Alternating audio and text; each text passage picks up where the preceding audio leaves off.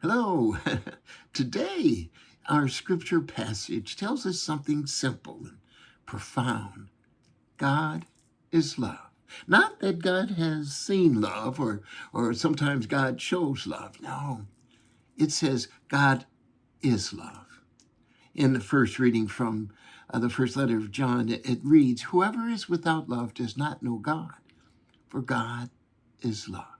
Now, if you and I want to know what God looks like, we must look at our own actions. A love that breathes, that moves, and touches lives. A love that is so remarkable that when we look in the mirror, that's what we're supposed to see. Love. Now, for us as a people, we've gone through some difficult times, hardships, illnesses, sickness, betrayals, and struggles, the daily wear and tear of life. Love to us can sometimes sound like a soft word in a hard world. But scriptures are not talking about soft love.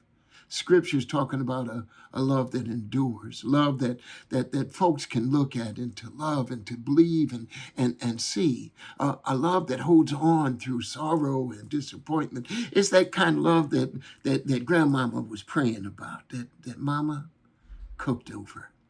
That kind of love that kept church folks singing when the world said you aren't enough. Because see, to God we are. To love with calluses on its hand and hope in its heart.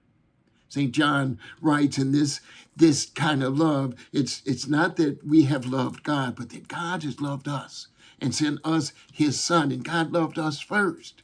Before we got our lives together, before we stopped doing what we shouldn't have been doing in the first place, before we figured out we needed to pray, to want to even pray. In our community where we're so often told, prove your worth, earn your place, show that you belong. The truth frees us that God never asked us to earn anything. We don't have to earn divine affection. God centered and entered our chaos in himself so that our chaos became an opportunity to be with him, our poverty, our rejection, so that through Christ, God could say yes. Yes to us every single time when we question.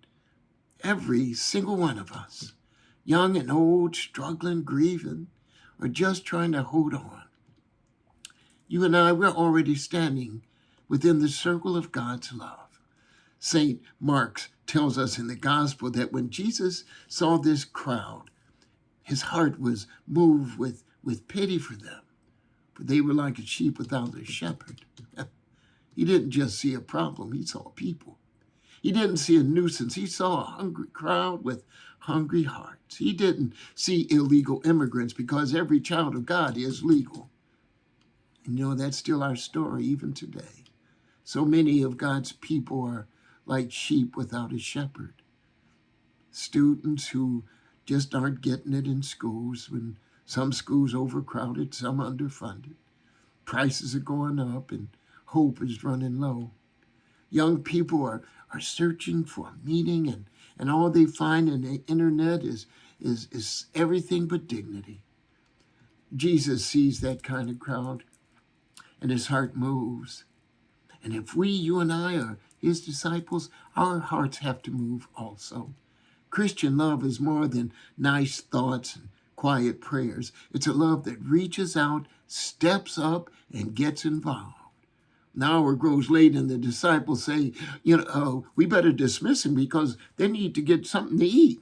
Well, Jesus answers, you give them something to eat. Don't talk about them. Don't blame them. You give them something to eat. The disciples look down at what they had, 5 loaves and 2 fish and feel like, man, that's not enough. How are we going to feed all these people? We don't have enough money. We don't have enough time.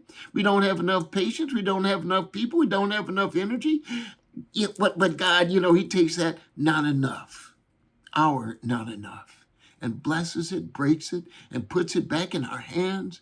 And then we are then called to feed the people. And everyone will eat and everyone will be satisfied. There'll be love left over. When love is in it, when Jesus is in it, what seems too small becomes more than enough. So what do we do with these readings today? Remember, God is love. God is always present. God is always speaking to us, to our church, to every single one of us. That means you love, you serve, you feed, you show up on time. But here's the question that turns a nice story into a living conversation. When we ask God and we look at our terrible circumstances and we say, oh, Lord, what are we going to do today? It's not like that. That's a cry of worry. Prayer with the weight of life. The Spirit wants to baptize that question, transform it and place it back on our lips so that we are not to say, Lord, what am I going to do today? As if it's all depends on us. Not, Lord, what are they going to do? As if it's somebody else's problems. It's, Lord, what are we going to do today? Lord, you and my church. Lord, you and my community. Lord, you and my family. What are we going to do today for the hungry, the lonely, the lost? So as we come to this new day, where Jesus again takes, blesses, breaks the bread and gives it to us, we have to ask ourselves, Lord, what are we going to do today? What we are going to do with our children, what we going to do about this violence, what are we going to do together about broken hearts? Lord, bless us, baptize our thoughts, baptize this question, and Lord, answer us, help us to do what you want us to do.